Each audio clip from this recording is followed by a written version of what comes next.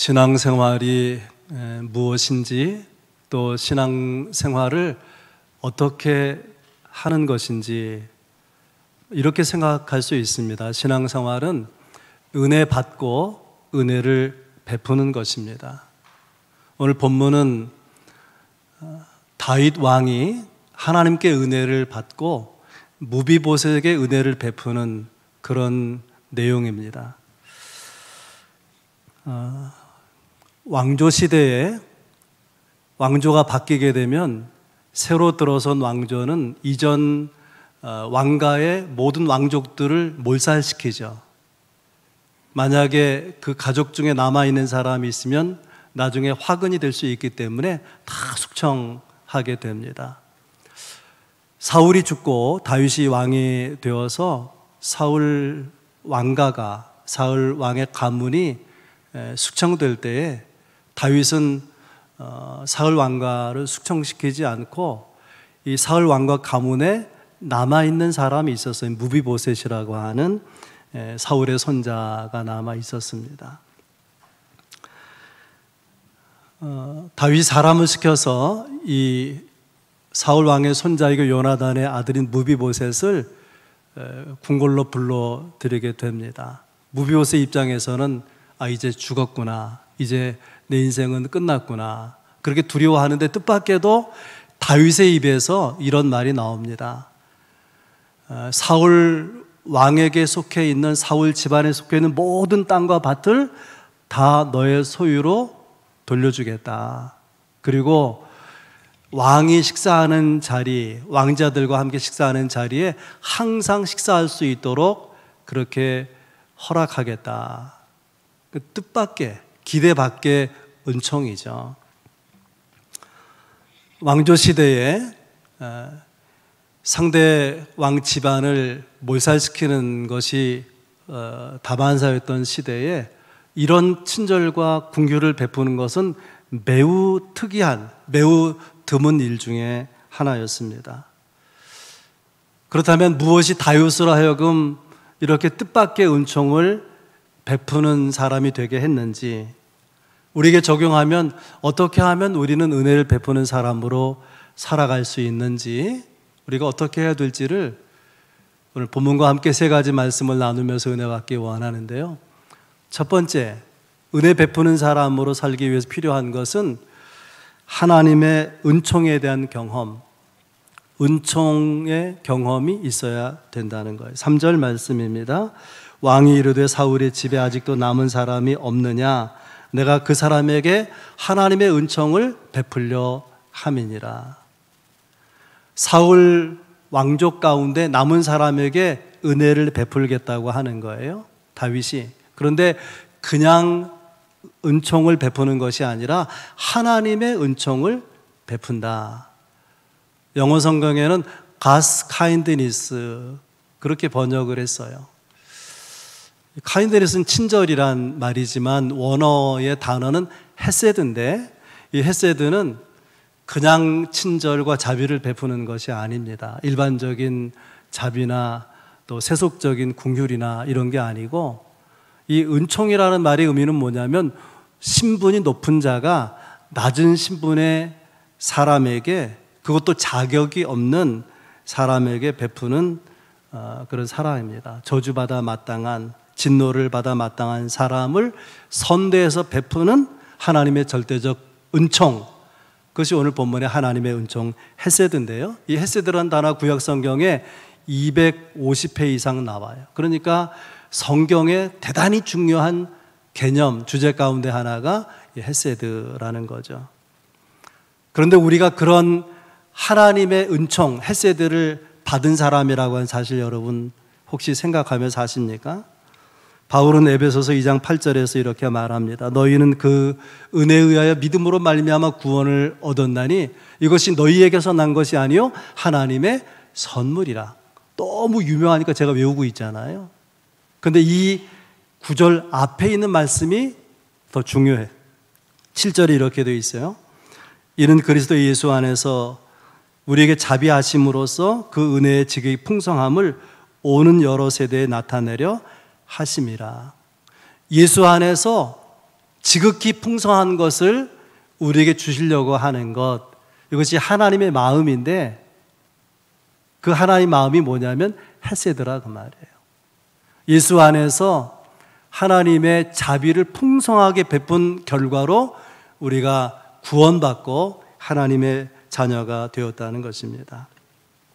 오늘 본문에 다윗은 여러분 아는 것처럼 사울 왕이 질투하면서 죽이려고 했기 때문에 사울의 미움을 피해서 죽이려고 하는 죽음에 대한 위협을 피해서 오랜 세월 도망 다니지 않습니까? 그러던 중에 세월이 흐르는 가운데 블레셋과의 전투 길보아 전투에서 설 왕이 전사하고 요라당도 전사하게 되죠. 그리고서는 이제 이스라엘의 왕조가 바뀌게 돼요. 다윗이 통일왕국의 왕이 되면서 나라를 다스리게 되는데 사울이 통치할 때는 그저 그런 나라였었는데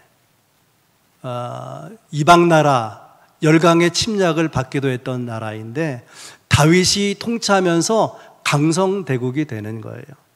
사무엘하 5장 10절 말씀입니다. 만군의 하나님 여호와께서 함께 계시니 다윗이 점점 강성하여 가니라. 다윗의 나라가 점점 강성대국이 가는 그런 상황 가운데서 다윗에게 이런 고백이 나와요. 다윗이 여호와께서 자기를 세우사 이스라엘 왕으로 삼으신 것과 그가 백성 이스라엘 위하여 그 나라를 높이신 것을 알았더라. 내가 잘나서 왕이 된 것이 아니라 하나님이 왕으로 세워주셔서 왕이 되었고 하나님께서 자기가 다스린 이스라엘 나라를 높여주셨다고 하는 것을 알았다는 거예요.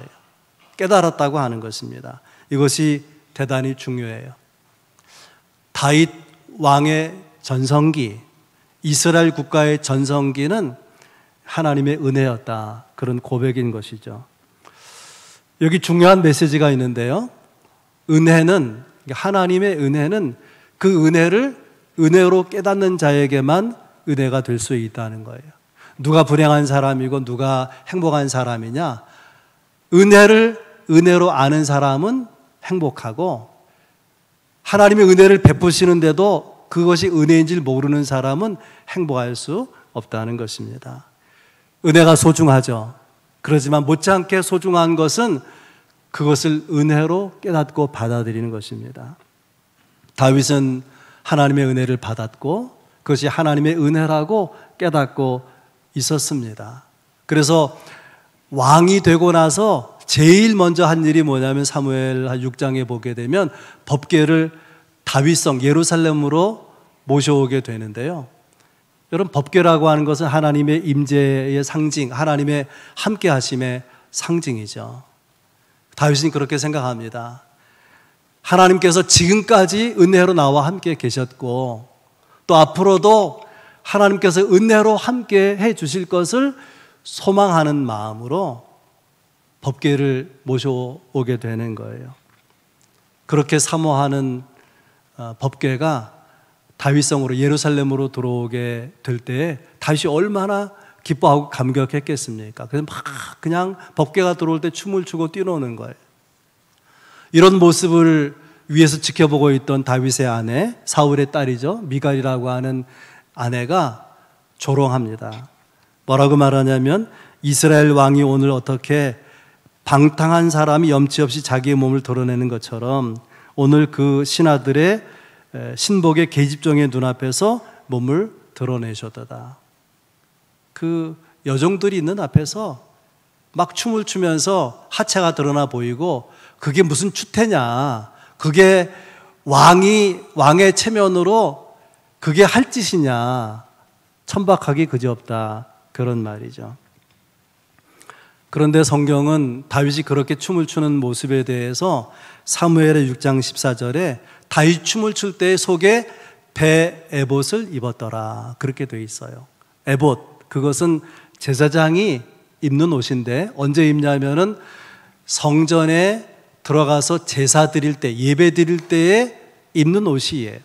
예배 드리기 위한 옷입니다. 다윗이 그 에봇, 배 에봇을 속에 입었어요. 속에. 성전에 들어가서 제사하려고 하는 게 아니고요. 법궤가 들어오니 너무 감격하면서 하나님께 예배하는 마음으로 은혜의 앞에서 그가 예배자의 심정으로 예배의 마음이 가득 차서 법궤를 맞아들인다. 그 상징적인 도구가 배 에봇을 입은 거예요.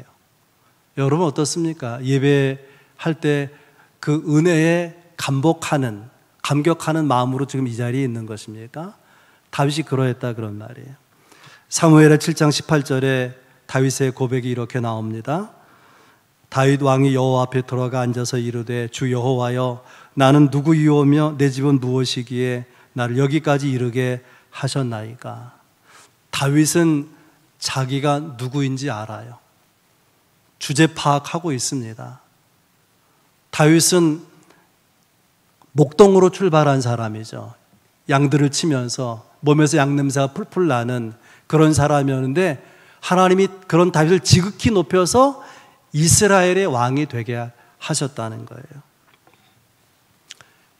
사울 왕이 죽이려고 하는 시간들이 있었고 쫓겨다니는 피곤한 삶이 있었습니다. 그러나 지금 하나님의 은총으로 왕의 자리에 앉은 감격 가운데서 도대체 내가 누구길래 우리 집안 우리 가문은 하나님 앞에 무엇이길래 이렇게 큰 은혜를 베푸시는 것입니까?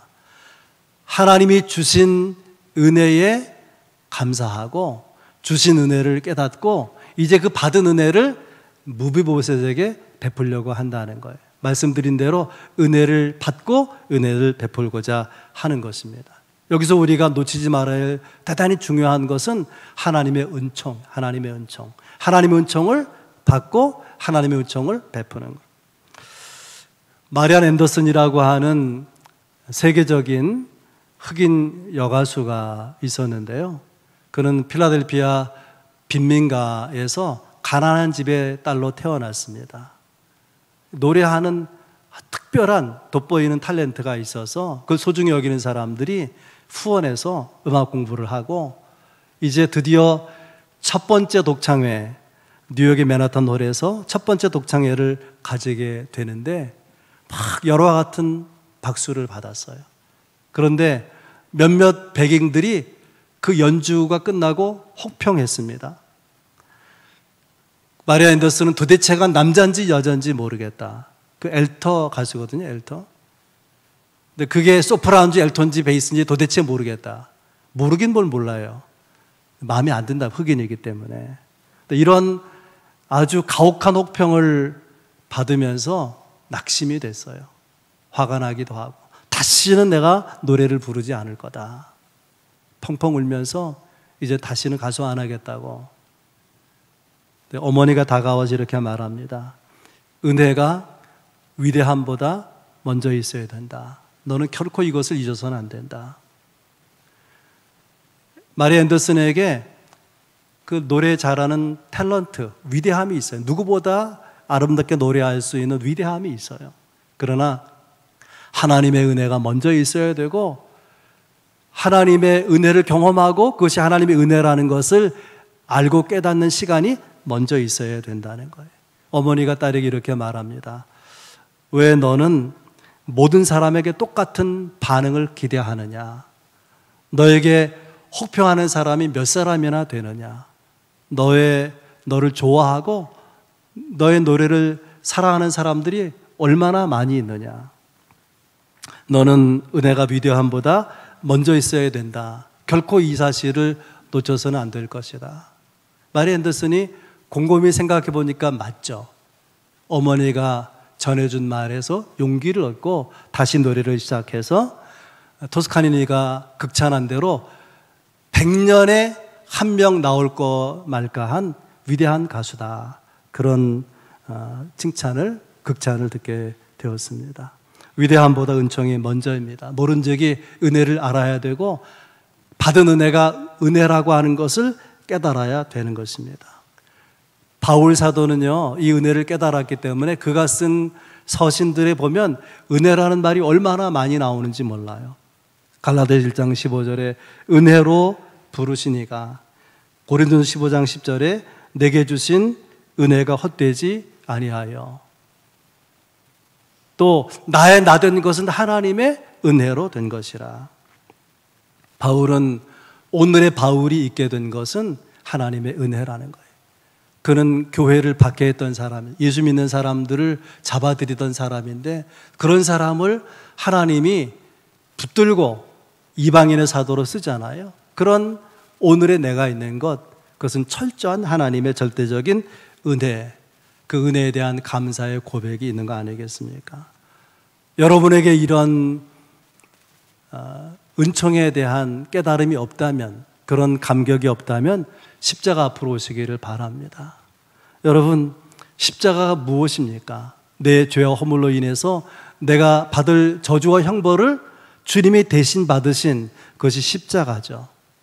십자가 때문에 하나님은 죄와 허물 가운데 나를 그대로 내 모습 이대로 받아주시고 그 엄청난 죄를 다 씻어주시고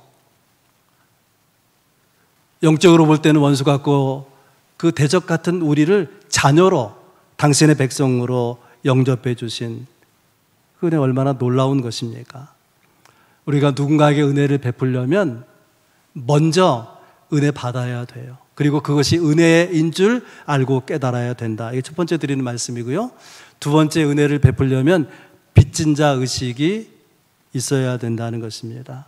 사울 왕은 왕이 되어서 매달 첫째 날이 되면, 이걸 월삭이라고 그러죠. 매월 1일이 되면 신하들과 식사를 같이 해요. 그 모든 신하들이, 그 고위직 신하들은 다 나와 식사를 같이 하게 되는데 다윗이 거기에 가지 않으려고 합니다. 왜냐하면 죽이려는 줄 알기 때문에. 그래서 안 가겠다고 하니까 친구 요나단이 왜 안 가려고 그러느냐? 우리 아버지는 절대로 너를 해치지 않는다. 너같이 귀한 인재를 아버지가 죽일 까닭이 어디 있느냐? 다윗은 아니라고, 죽이려고 한다고. 그러자 요나단이 다윗을 안심시키면서 이렇게 말합니다. 그러면 내가 당신을 보호하기 위한 조치를, 하나의 사인을 이렇게 만들겠다. 그래서 화살 3개를 쏘는데, 쏘고서는 하인에게 그 화살을 주워오라 그럴 때 하인에게 내가 화살이 너의 이쪽에 있다, 그러면 아버지가 너를 죽이지 않는다는 뜻이고, 화살을 주워오라 할 때 화살이 그 종 앞에 있다 이렇게 말하면 죽이려고 하는 것이니까 그러면 도망가라, 이런 신호를 하겠다는 거예요. 그리고 이어서 사무엘상 20장 42절에 보면 요나단이 다윗과 언약을 맺으면서 이렇게 말합니다. 여호와께서 영원히 나와 너 사이에 계시고 내 자손과 내 자손 사이에 계실 것이라. 하나님은 눈에 보이지 않지만 요나단의 경건, 요나단의 신앙은 뭐냐면 하나님이 계시다는 거예요.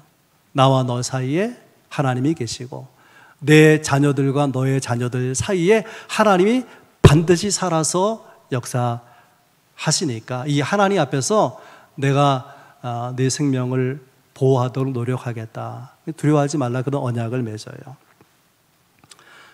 다윗은 이런 요나단의 은혜, 요나단의 은혜의 언약을 기억하고 요나단의 아들에게 은혜를 갚고자 하는 것입니다. 1절 말씀이에요. 다윗이 이르되 사울의 집에 아직도 남은 사람이 있느냐? 내가 요나단으로 말미암아 그 사람에게 은총을 베풀리라 하니라. 주목할 표현이 요나단으로 말미암아. 다시 말하면 요나단이 다윗에게 베푼 은혜를 인해서 내가 지금 은혜 갚으려고 한다는 거예요. 다윗은 요나단이 베푼 은혜를 잊지 않고 있습니다. 요나단의 은혜에 내가 빚을 지고 있다 생각하는 거예요. 이것이 은총의 빚진 자 의식에, 하나님의 자녀들에게 있어서 은혜의 채무 의식입니다. 여러분이 그런 채무 의식이 있습니까? 모든 하나님 백성들은 두 가지 방향의 채무가 있다고 생각을 해요. 하나는 근본적으로 하나님의 은혜에 빚진 자예요. 또 하나는 더불어 살고 있는 사람들에게 빚진 자입니다. 그래서 바울 사도는 로마서 1장 14절에서 이렇게 고백했습니다. 헬라인이나 야만인이나 지혜 있는 자나 어리석은 자에게 다 내가 빚진 자라. 헬라 문화권 속에서 헬라인들은 지식인들, 문명인들을 가리키는 상징이고요.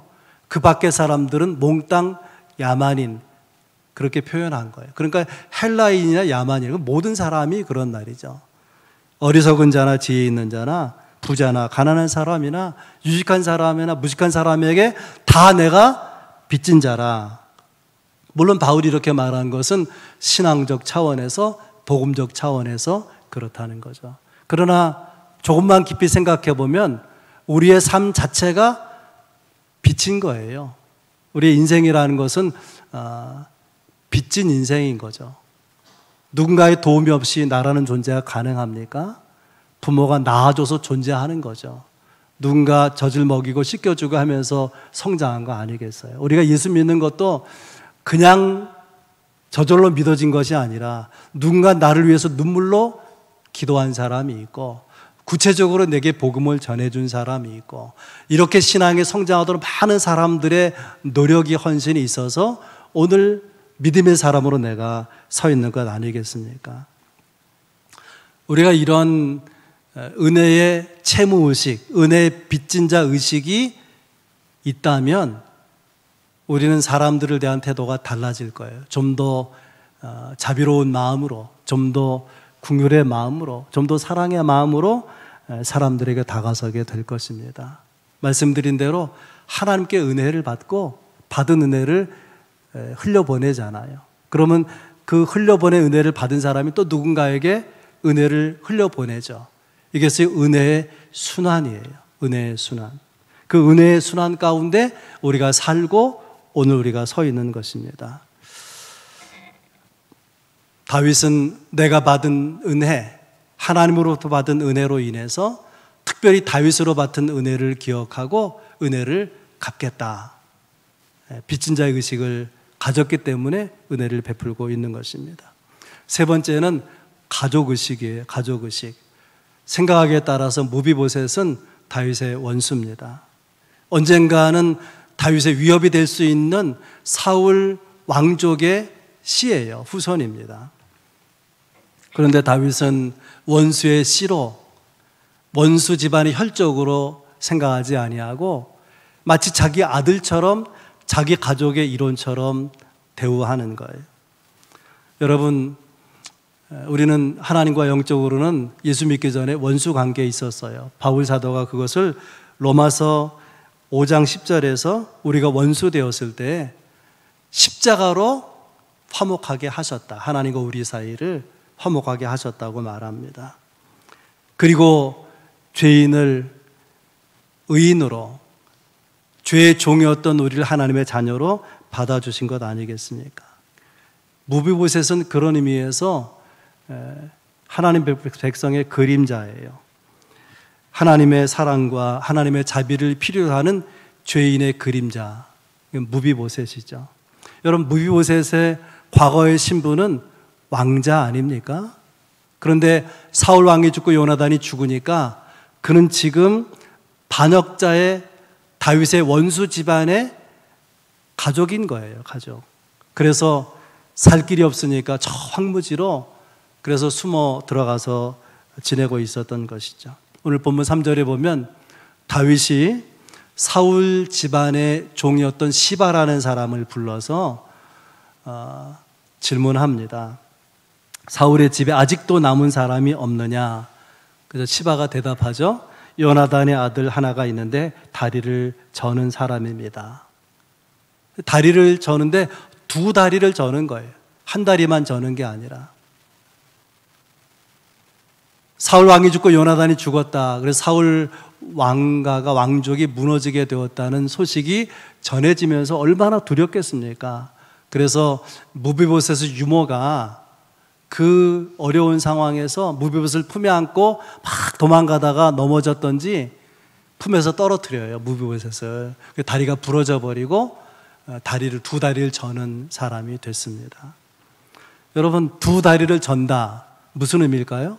누군가의 도움이 없이는 제대로 걸을 수 없다. 누군가의 긍휼과 자비가 없이는 제대로 된 인생을 살아갈 수 없다. 그런 뜻 아니겠습니까? 다윗이 시바에게 다시 물어요. 그렇다면 그가 어디에 있느냐? 요나단의 아들 그가 어디에 있느냐? 그랬더니 이렇게 대답해요. 로드발 마길의 집에 있나이다. 마길은 사울의 사람이에요.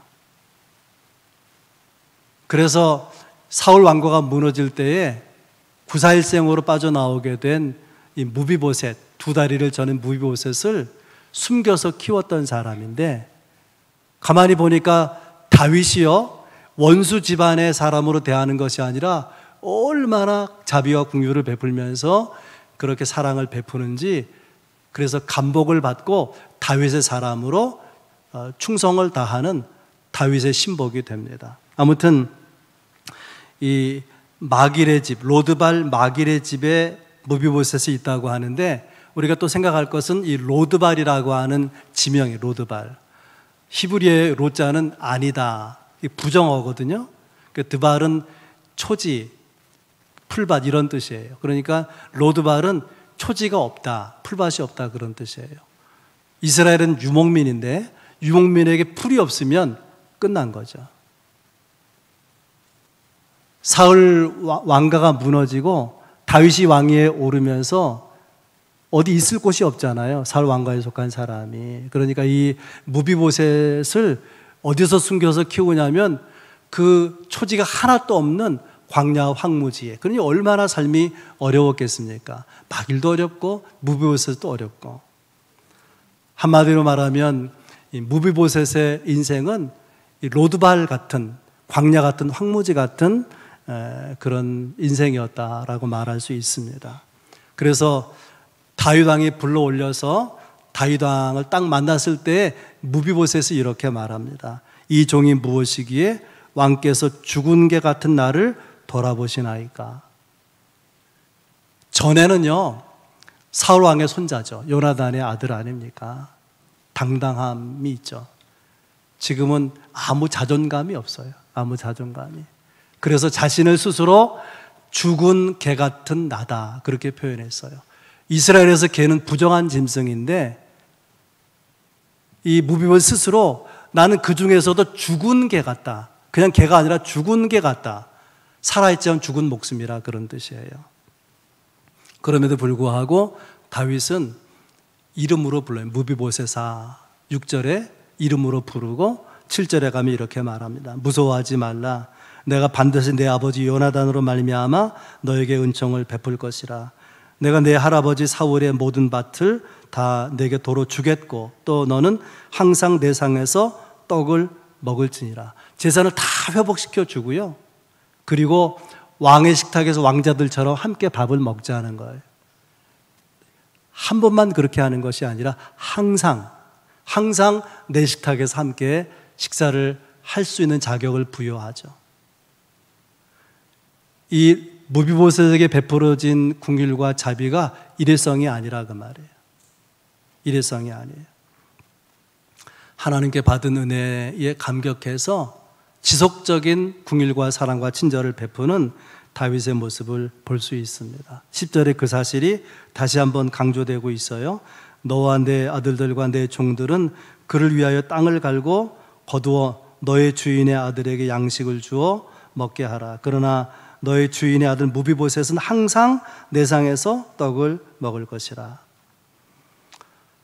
무비보셋 스스로 죽은 개 같다라고 자신은 생각했는데 다윗이 무비보셋을 돌보면서 다윗이 무비보셋을 돌아보면서 이 무비보셋의 신분이 달라지는 거예요. 죽은 개 같은 신분에서 다윗의 아들 왕자 같은 신분으로 바뀐 것입니다.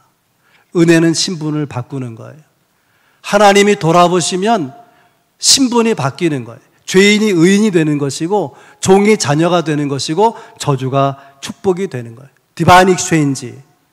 우리가 예수 안에서 우리의 신분이, 우리의 삶이 거룩하게 바뀌는 것입니다. 하나님은 그렇게 우리를 대접해 주심에도 불구하고 왜 우리는 은혜를 흘려보내지 못하고 사람들에게 그렇게 차가운 것입니까? 왜 그렇게 사람들에게 냉랭한 것입니까? 그거는요, 그와 내가 아무 관계가 없어서 그런 거예요. 만약에 그가 자녀라면 당연히 태도가 달라지죠. 여러분, 은 하나님을 아버지라고 부르지 않습니까? 그리고 아버지라 부르는 하나님의 자녀로 오늘을 살아가고 있는데, 그렇다면 우리는 하나님 아버지의 자녀들이죠. 형제 자매들이에요. 형제의식이 있어야 되고요, 가족의식이 있어야 마땅하지 않겠습니까? 우리가 그런 거룩한 영적 형제의식, 가족의식을 가졌다면 교인들을 대하는 자세가 다를 거예요. 비판하겠습니까? 정죄하겠습니까? 차갑게, 그리고 냉랭하게 대하겠습니까? 말씀을 정리하겠는데요, 재미있는 사실은요, 오늘 본문에 나오는 원문은 헤세드, 우리가 우리말 성경 은총이라 나와 있는, 영어 성경 카인드, 친절과 자비로 번역되어 있는 이 말이 헬라어로는 뭐냐면 크레스도스예요. 크레스도스. 우리가 믿는 예수님 그리스도를 헬라어로 크리스토스라 그래요. 자비, 긍휼, 이 사랑은 크레스토스, 그리스도는 크리스토스. 그래서요, 이게 들을 때 크리스토스인가 크리스토스인가 헷갈리죠. 예수 믿는 사람을 초대교회 때 그리스도인, 크리스찬이라고 부르잖아요. 그래서 그리스도인이라는 말을 들을 때에 어떤 느낌이 드냐면 크리스토스가 연상이 되는 거예요. 친절한 사람, 자비로운 사람, 긍휼이 많은 사람. 그렇다면 여러분들은 안 믿는 사람들에게, 주변 사람들에게 친절한 사람, 긍휼의 사람, 자비로운 사람, 그런 느낌이 들게 하는 삶을 살아가고 계십니까? 우리는 두 가지 방향에서 빚진 사람들이라고 말씀드렸어요. 근본적으로는 하나님의 절대적 은총의 빚, 또 하나는 더불어 살고 있는 사람들의 사랑의 빚. 그런 은혜를, 그런 사랑과 자비를 받았다면 우리가 할 일은 뭘까요? 은혜를 흘려보내는 거죠. 은혜를 받았다면 베풀어야 될 사명이 있다는 것입니다.